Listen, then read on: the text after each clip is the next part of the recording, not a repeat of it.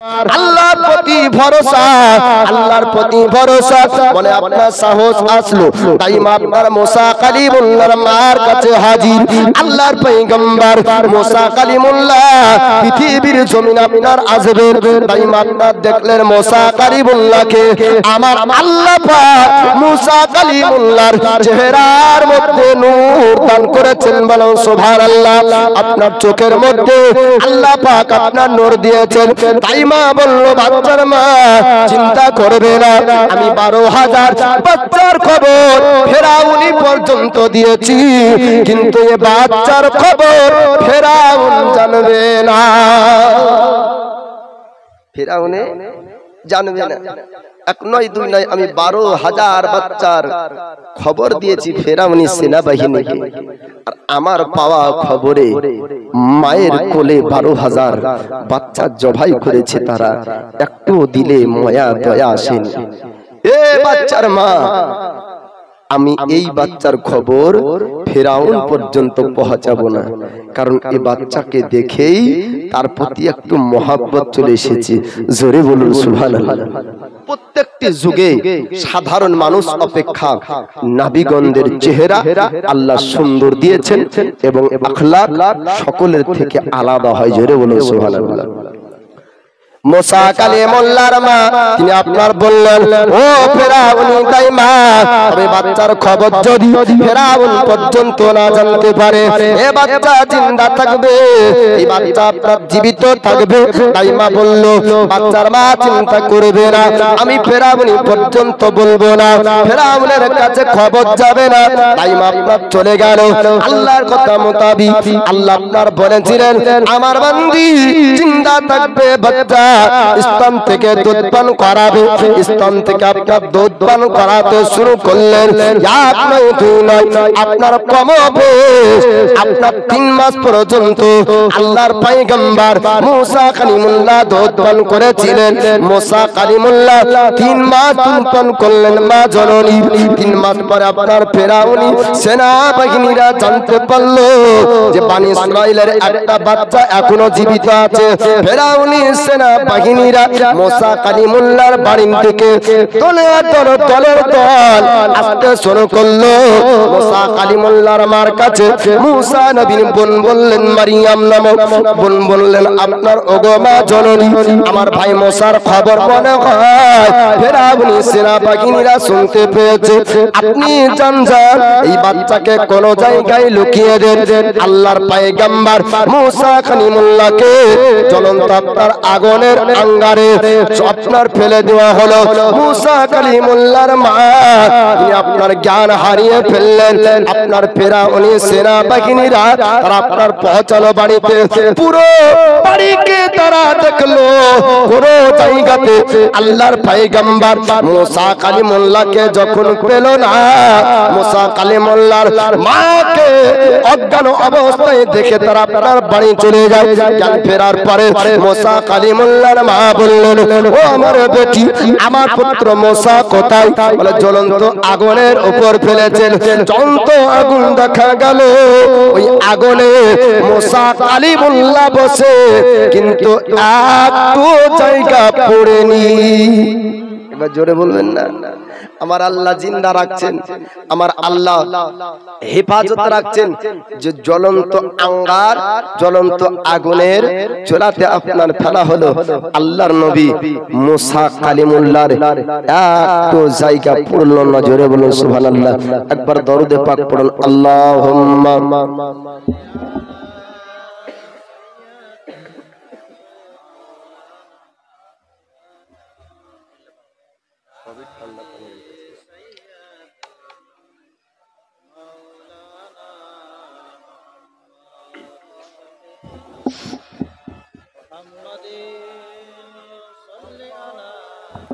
मोहम्मद हरदम जबान से निकालो पाक नामे मोहम्मद हरदम जबान से निकालो।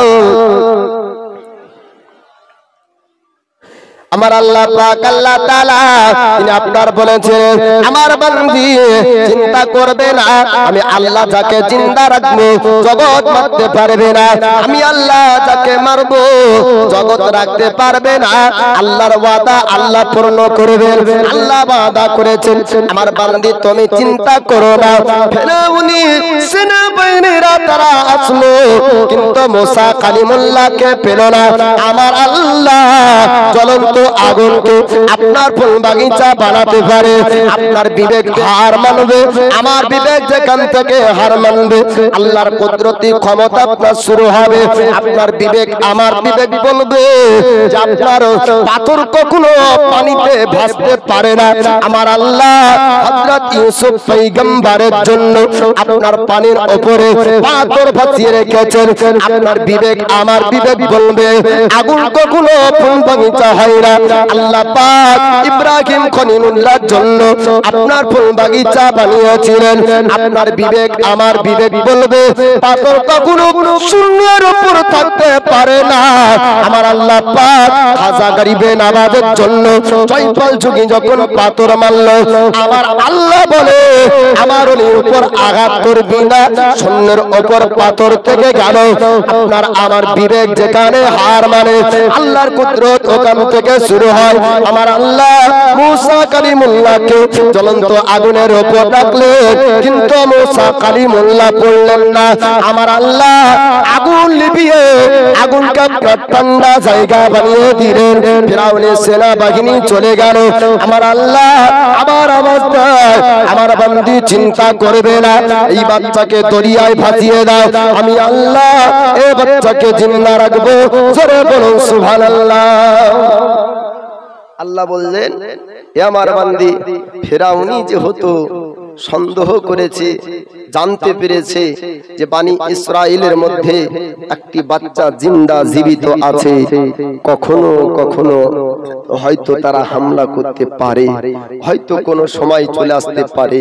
হে আমার বান্দি আমার প্রতি ভরসা রাখো আর দরিয়াতে ভাসিয়ে দাও, আমি আল্লাহ তাকে জিন্দা রাখবো এবং তোমার কোলে ফিরিয়েও দিব। জোরে বলো সুবহানাল্লাহ। আল্লাহ পাক আল্লাহ তাআলা যখন আপনার এমন কথা বললেন, মুসা কালিমুল্লাহর মা সিন্দুক বানানে ওয়ালার কাছে গেলেন। যাওয়ার পরে সিন্দুক বানানে ওয়ালা কারখানায় যাওয়ার পর বললেন আমাকে একটা কাঠের সিন্দুক বানিয়ে দাও, কাঠের বাক্স বানিয়ে দাও, আমি কাঠের বাক্স একটা বানাতে চাই। ওই ব্যক্তি জিজ্ঞেস করলো দোকানদার কাঠের বাক্স কি করবে একটু আমাকে বলে দাও। তখন আপনার মুসা কালিমুল্লাহর মা বললেন আমি কাঠের বাক্সতে আমার পুত্র মুসাকে ভাসাতে চাই।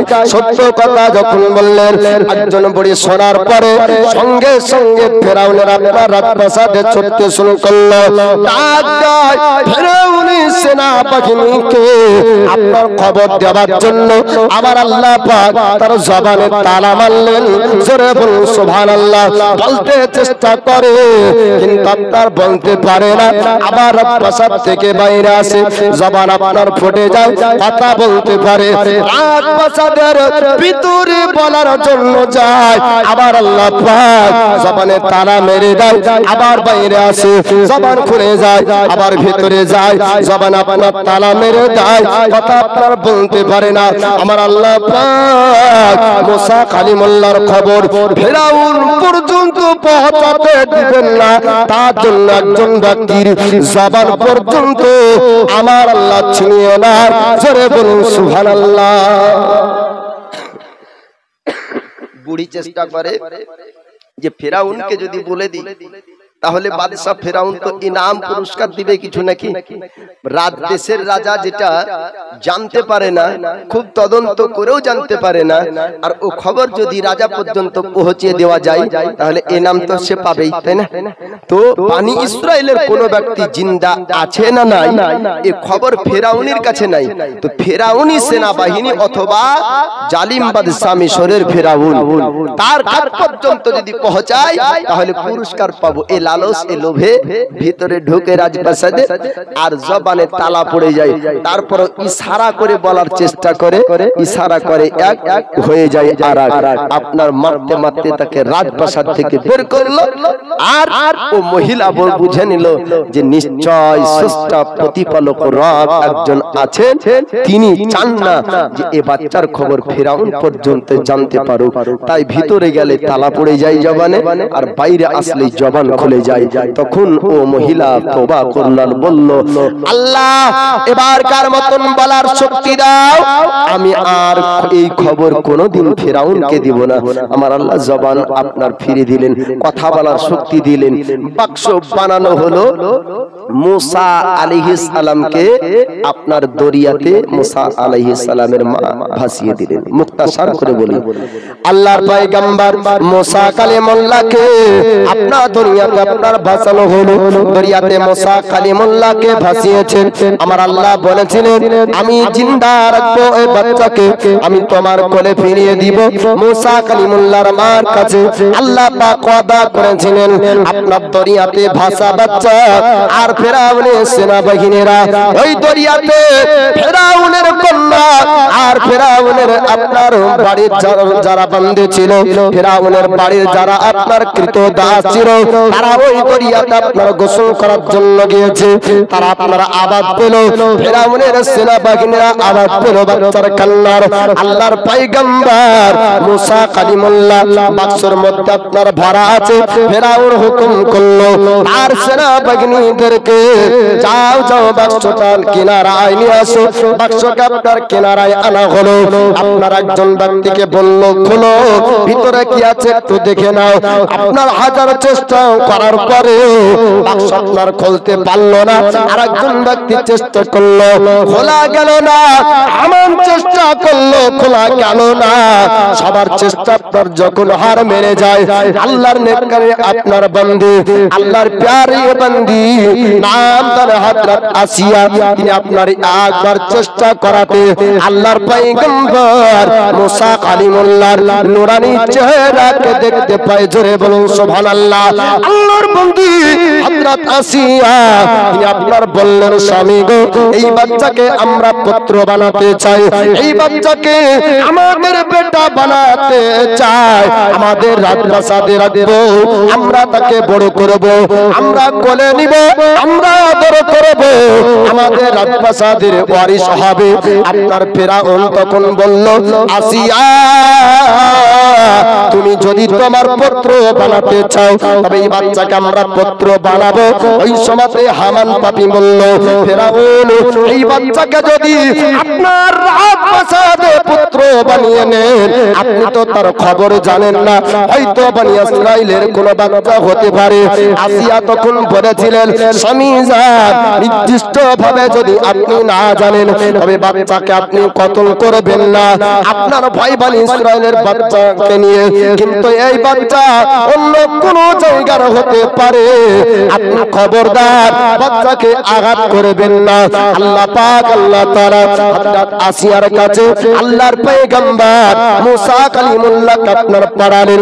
মুসা কালিমুল্লাহ এবার রাজপ্রাসাদে যাবার পরে ফেরাউন এলান করলো মিশরের জমিনে, ও মিশরবাসী তোমরা শোনো, আমার পুত্র এসেছে, আমার রাজপ্রাসাদে আমার বেটা এসেছে, তোমাদের মধ্যে যার দুধ পান করবে আমার বেটা, যার দুধ পান করবে আমার রাজপ্রাসাদের এই বাচ্চা, আমি তাকে মান্তরি মাসিক বেতন দিয়ে তাকে রাখবো।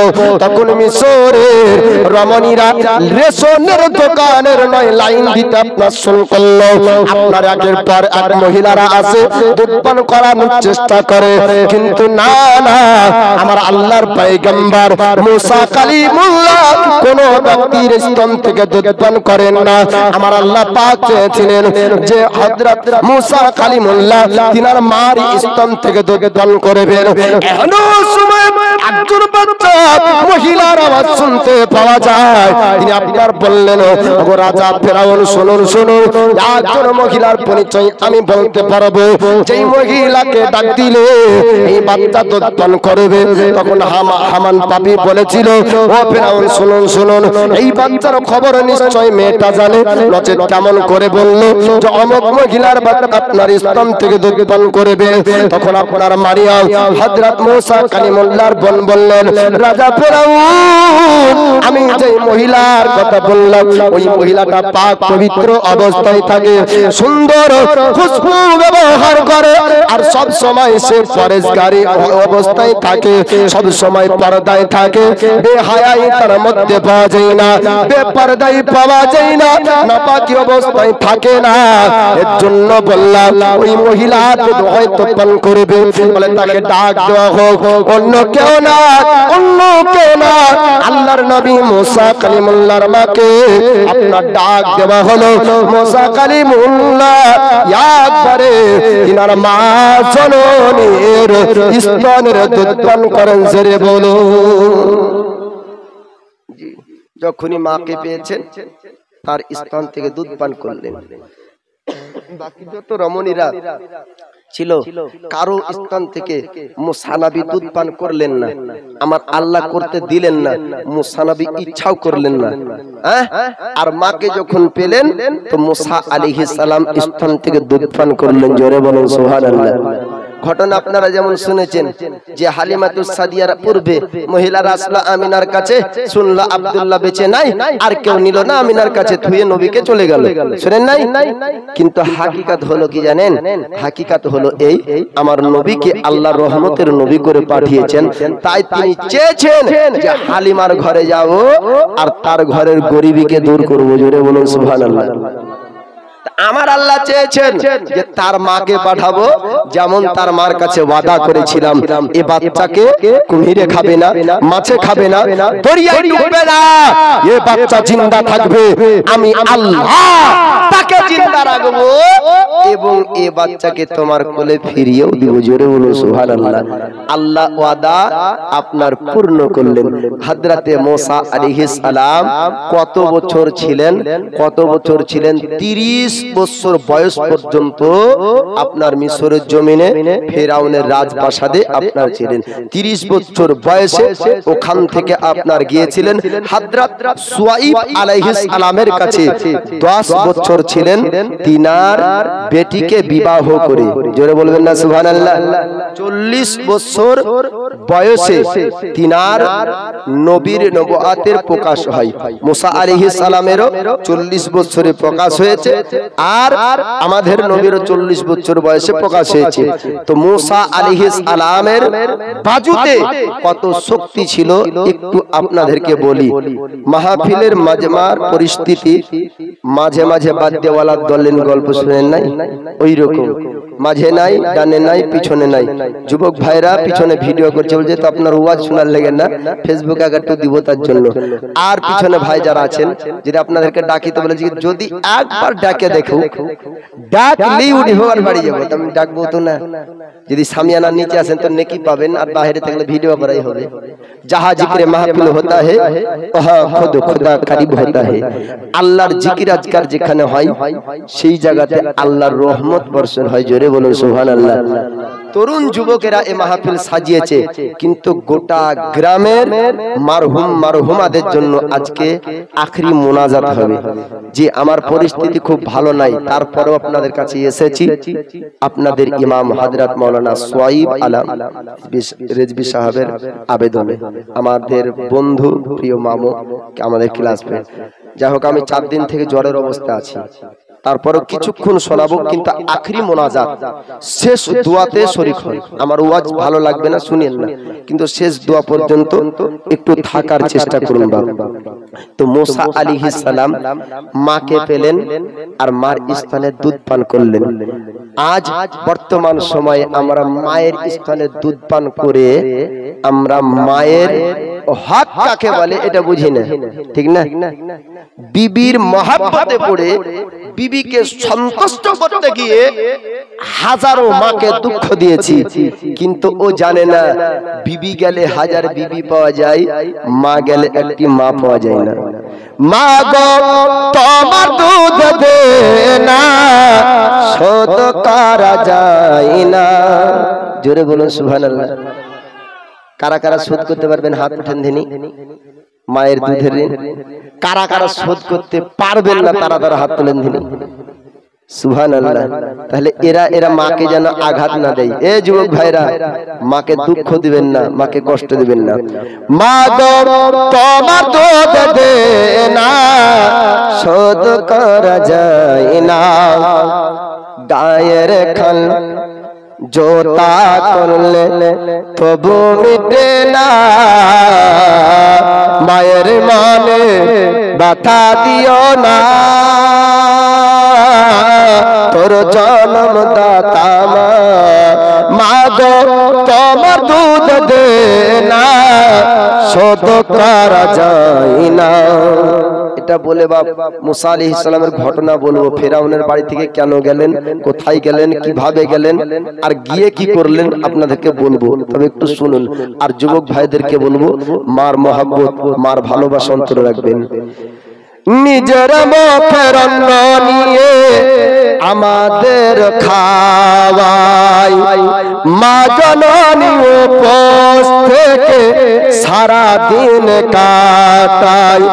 নিজের মুখের অন্ন নিয়ে আমাদের খাওয়াই, মা জননী উপোস থেকে সারা দিন কাটাই। মায়ের মতো কেউ হবে না, মায়ের মতো কেউ হবে না, মন জড়ানো মা। মা গো তোমার দুধ দে না, শুধু করা যায় না। জোরে বলুন সুবহানাল্লাহ। গায়ের খাল জোতা করলে তবু মিটে না, মায়ের মনে ব্যথা দিও না। তোর জন্ম দাতা মা। হযরত মুসা আলাইহিস সালাম তিনি 30 বছর বয়স পর্যন্ত ছিলেন, তবে লাস্ট পর্যন্ত তিনি এমন একটি সমস্যায় পড়েছিলেন কি, ফেরাউনের বাবরচি, ওই বাবরচি বানি ইসরাইলের সঙ্গে একটি বিষয় ঝামেলা করতেছিলেন। আর মুসা আলাইহিস সালামের বাজুতে আল্লাহ পাক 10 জন জওয়ান ব্যক্তির শক্তি আল্লাহ দিয়েছিলেন। জোরে বলুন সুবহানাল্লাহ। মুসা আলাইহিস সালাম দেখলেন যে ঝামেলা তর্ক হচ্ছে, আল্লাহর পয়গম্বর মুসা আলাইহিস সালাম গেলেন। যাবার পরে ও ব্যক্তির গালে একটি থাপ্পড় মেরেছিলেন। একটা থাপ্পড়ে আপনার বাবরচির মওত হয়ে গেল।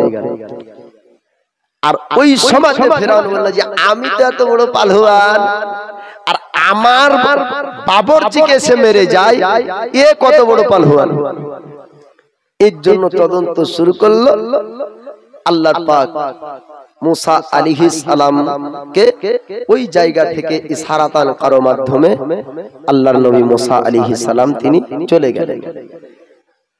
যে হযরত শুআইব আলাইহিস সালামের কাছে যাবেন তো জঙ্গলে দেখতে পাচ্ছেন বাজুর শক্তি বলবো, ওই জায়গাটা বলবো।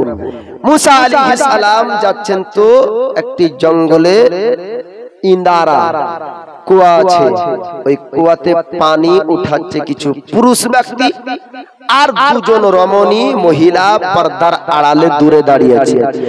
আল্লাহর পয়গম্বর মুসা আলাইহিস সালাম তিনি আপনার যাওয়ার পর দৃশ্য দেখলেন, পানি ওঠানোর পরে চতুর্থ জানোয়ারকে আপনার পানি পান করায়, ওটকে পানি পান করায়, আপনার নিজেরাও পানি পান করে, যার যতটুক প্রয়োজন ওই ব্যক্তি আপনার ততটুক পানি নিয়ে যায়। আল্লাহর পয়গম্বর মুসা আলাইহিস সালাম তিনি আপনার দেখলেন দুইজন আপনার মহিলা দূরে আপনার তারা দাঁড়িয়ে ছিল। আল্লাহর পয়গম্বর মুসা কালিমুল্লাহ দেখলেন পুরুষের কাছে ওই দুইজন আপনার মহিলা আসে না। আল্লাহর পয়গম্বর মুসা কালিমুল্লাহ যাওয়ার পরে মহিলাদেরকে আপনার জিজ্ঞেস করলেন, আল্লাহর বান্দি একটু জানিয়ে দাও, তোমরা তো পানি নিতে পারতে। তারা পানি নিয়ে চলে গেল। ইনারা ঢেকে দেয়, বেঁচে থাকা কিছু পানি তোমরা পাচ্ছ, যদি তাদের কাছে তোমরা যেতে তোমরা তো পানি পেতে। তাদের কাছে মহিলারা ছিল, তারা তো পানি পেল, পুরুষরা পানি পেল। ওই মহিলা দুটো বলল, ওগো অপরিচিত যুবক, আপনাকে চিনি না, তবে আল্লাহর বান্দা আপনি শুনুন শুনুন, আমার আব্বার শিক্ষা আমরা পেয়েছি।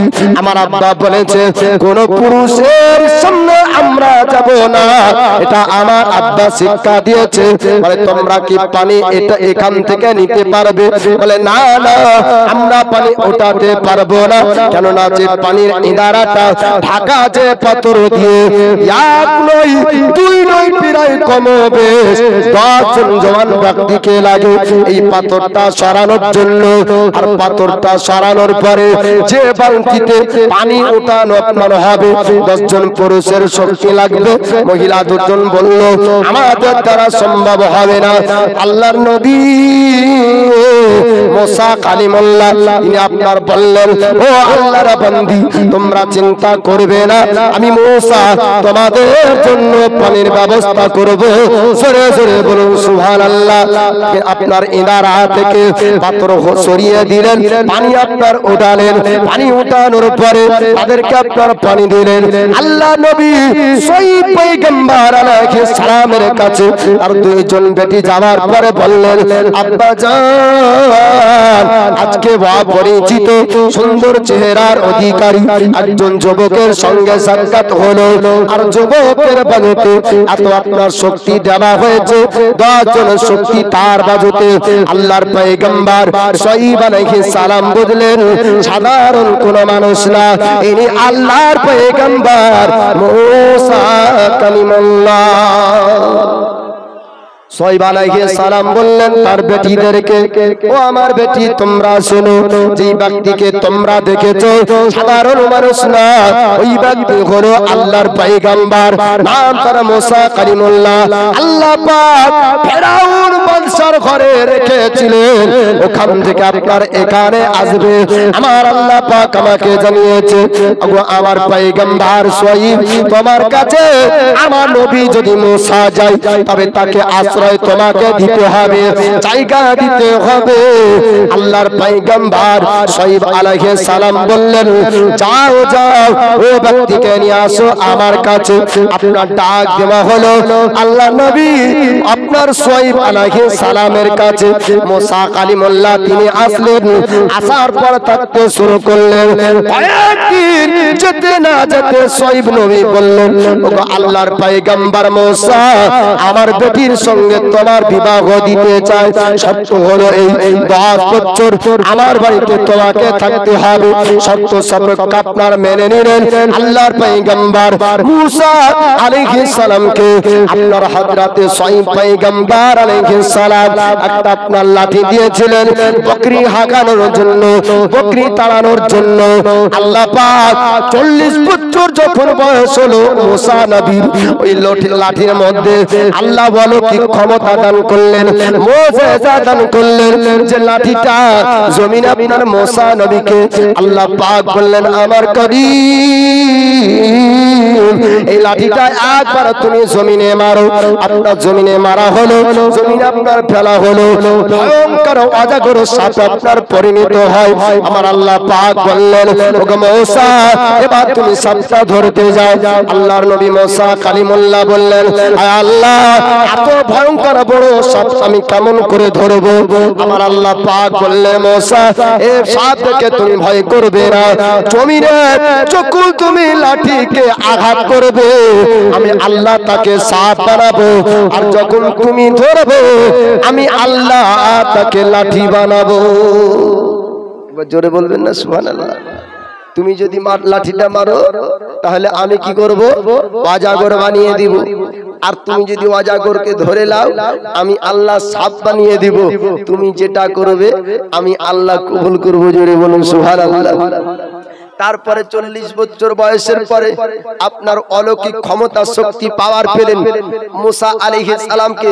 আমার আল্লাহ পাক বললেন, মুসা এবার তুমি যাও ফেরাউনের কাছে, আর ফেরাউনের কাছে গিয়ে ইয়া আল্লাহর ওয়াহদানিয়তের প্রচার করো। জোরে বলুন সুবহানাল্লাহ।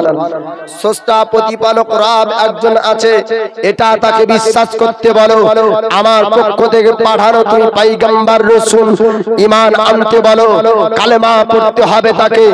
এই বার্তা তার কাছ পর্যন্ত পৌঁছিয়ে দাও, দাওয়াত তার কাছে পৌঁছিয়ে দাও। আপনার মুসা আলাইহিস সালাম বললেন, আল্লাহ আমি যাব, তবে আমার সঙ্গে আরেকজনকে নিয়ে যেতে হবে। হারুন আলাইহিস সালামের নাম বললেন। আল্লাহ পাক বললেন, তাই দেওয়া হবে। আপনার আস্তে আস্তে কয়েকটা জিনিস আল্লাহর কাছে চাইলেন, আমার আল্লাহ পাক দিলেন। মুসা আলাইহিস সালাম যান ফেরাউনের কাছে। ফেরাউন বলল যে, হ্যাঁ তুমি যে ধর্মের প্রচার করতে এসেছো, আজ প্রমাণ হবে তোমার ধর্ম সত্য ধর্ম কিনা। আপনার ফেরাউনের বড় বড় জাদুকারদেরকে ডাক দিল। আল্লাহর পয়গম্বর মুসা আলাইহিস সালাম আল্লাহকে ডাক দিলেন, আল্লাহ এত বড় বড় জাদুকার, এত বড় বড় পালোয়ানকে ডেকেছে। আমার আল্লাহ বললেন, মুসা কোনো চিন্তা করবে না, তোমার সবথেকে বড় হাতিয়ার তোমার হাতের লাঠি। জোরে বলুন। মুসা আলাইহিস সালাম লাঠিকে জমিনে রাখলেন। আমার আল্লাহ বললেন, মুসা লাঠি জমিনে রাখো। জমিনে রাখা হলো, সঙ্গে সঙ্গে অজাগরে পরিণত হয় ফেরাউনি সেনাবাহিনী।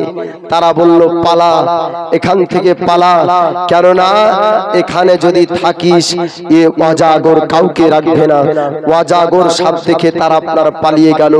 এ মুসা আলাইহিস সালাম আল্লাহর সঙ্গে কথা বলতেন, আল্লাহর সঙ্গে কথা বলতেন।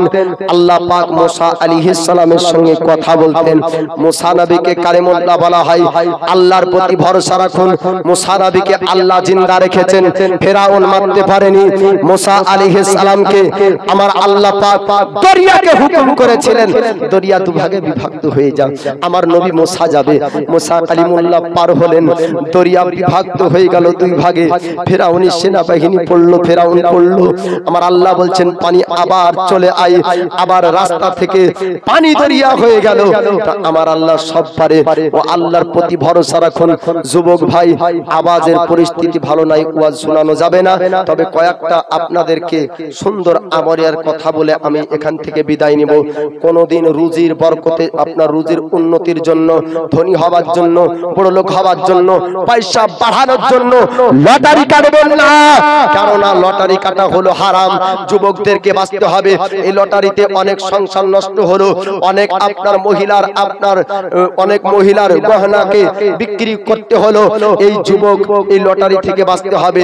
আমরা সমাজ এমন জায়গায় পৌঁছেছি, কোন ব্যক্তি যদি 5 লক্ষ টাকা লটারিতে পায়, চায়ের দোকানে এমন করে গাহিতে মনে হলো যে হজ করে আসলো।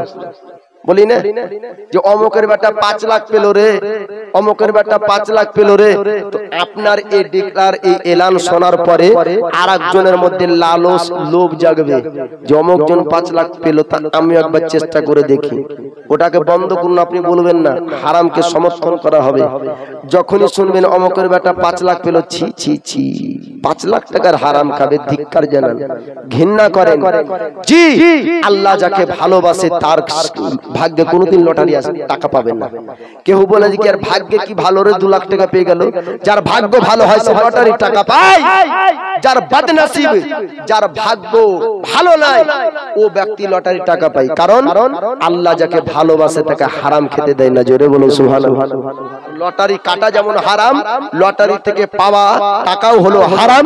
আর হারামের রুজি খাও, চাল কিনে যদি ভাত রান্না করে খাই, ওই খাবারটাও হলো হারাম। আল্লাহ যাকে ভালোবাসে তাকে হারাম খেতে দিবে না বাবা। জি, আমরা আল্লাহর প্রতি ভরসা রাখবো, আল্লাহ রুজিতে বরকত দান করবে। মানুষ ভাবে যে কি মনে হয় সবকিছু আল্লাহ মানুষের জন্যই বানিয়েছে, বলেন না? আল্লাহ পাক কমবেশ 18,000 মাখলুকাত সৃষ্টি করেছে। জোরে বলুন সুবহানাল্লাহ। মসজিদে পাঙ্খা আছে না নাই?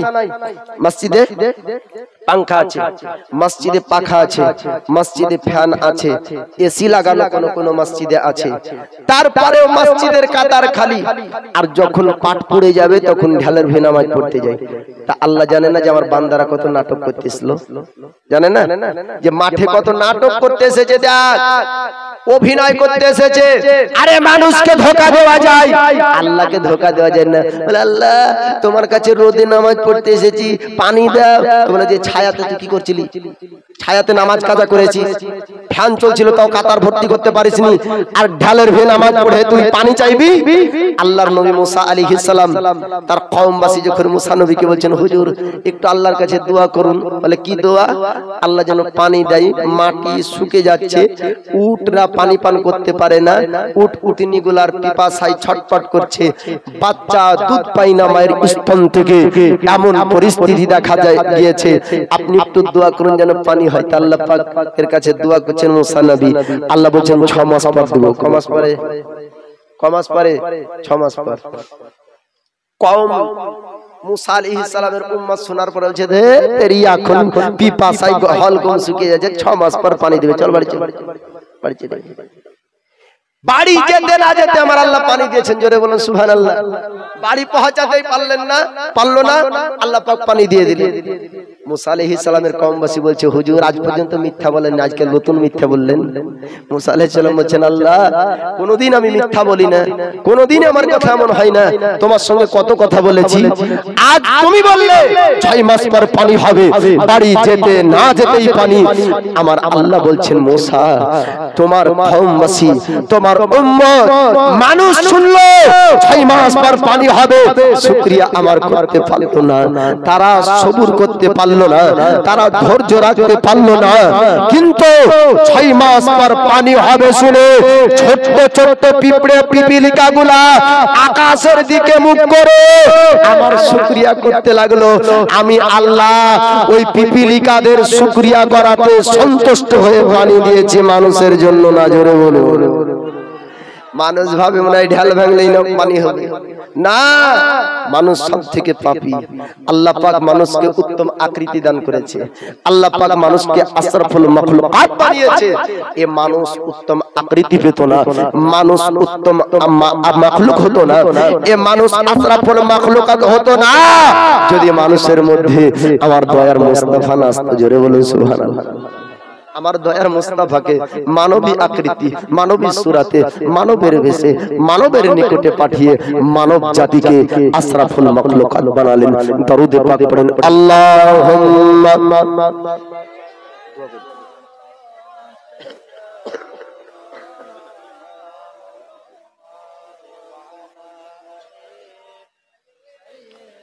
দেনা মাওলানা মোহাম্মদ সাল্লি আলা মুহাম্মাদিন মোহাম্মদ হরদম জবান সে নিকালো পাক নামে মোহাম্মদ হরদম জবান সে নিকালো শফিআনা মোহাম্মদ। তাজিজানে মোহতারাম, ওয়াজ আর লম্বা করব না, আপনারা সকলে বুঝতে পাচ্ছেন পরিস্থিতি, আলোচনা শেষ করব, তবে 2-1 কলি আপনাদেরকে শোনাবো, আপনাদের আবেদনে শুনিয়ে আমার আলোচনা শেষ করব। একটু ক্ষমা দৃষ্টিতে দেখবেন, কারণ এই পর্যন্ত ওয়াজ করার আমার কথা না, আরো ওয়াজ আমাকে করতে হতো, কিন্তু পরিস্থিতির জন্য শেষ করতে হচ্ছে। যাই হোক, প্রত্যেক মা বোনদেরকে বলবো আপনাদের ছোট্ট ছোট্ট বাচ্চাদেরকে মক্তবে পাঠান, মসজিদে পাঠান, কমসে কম কোরআনের শিক্ষা তাদের মধ্যে দিন, তারপরে মাস্টার বানান, তারপরে ডক্টর বানান, তারপরে ইঞ্জিনিয়ার বানান, তারপরে যাই বানান, নিজের ধর্মের কিছু জ্ঞান তাদের মধ্যে আগে ভরেন। বাচ্চা কালে যদি তারা না শিখে, বড় হয়ে পাবজি খেলবে, ফ্রি ফায়ার খেলবে, বড় হয়ে ইউটিউব দেখবে, ফেসবুক দেখবে, তখন আর কোরআন পড়তে মন চাইবে না। কোরআনের বিদ্যা ভরুন, সব সমাধান হবে। জোরে বলুন সুবহানাল্লাহ। সমাধান চাও যদি জীবনে মরণে, ফিরে যাও খোঁজে নাও চোখ রাখো কোরআনে। সমাধান চাও যদি জীবনে মরণে, ফিরে যাও খোঁজে নাও চোখ রাখো কোরআনে।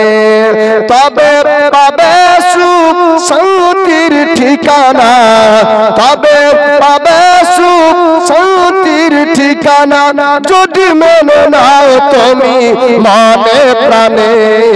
সমাধান সমাধান চাও যদি জীবনে মরণে, ফিরে যাও খোঁজে নাও চোখ রাখো কোরআনে।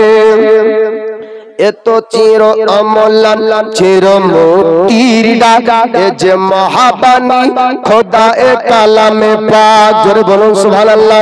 এত চির অমলান চির মুক্তির ডাক, এ যে মহাবাণী খোদা এ কালামে পাক। এ দুনিয়া আর সে দুনিয়া, এ দুনিয়া আর সে দুনিয়া, মুক্তি পাবে তুমি দো জাহানে। সমাধান সমাধান চাও যদি জীবনে মরণে, ফিরে যাও খোঁজে নাও চোখ রাখো কোরআনে। এ বাণী সকলের নয় শুধু মুমিনের, যারাই চলবে মেনে ফল পাবে কোরআনে। জোরে বলুন সুবহানাল্লাহ। এ বাণী সকলের নয় শুধু মুমিনের, যারাই চলবে মেনে ফল পাবে কোরআনে। ঘরে বলো কি বাত রাস্তে বলো, ঘরে বলো কি বাত রাস্তে বলো, অশান্তি দূর করে শান্তি আনে। সমাধান সমাধান চাও যদি জীবনে মরণে, ফিরে যাও খোঁজে নাও চোখ রাখো কোরআনে।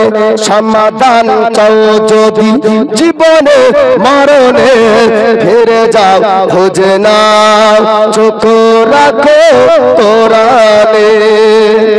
যাই হোক বাপজি, আমার আখেরি মোনাজাত করতে হবে। আল্লাহ পাক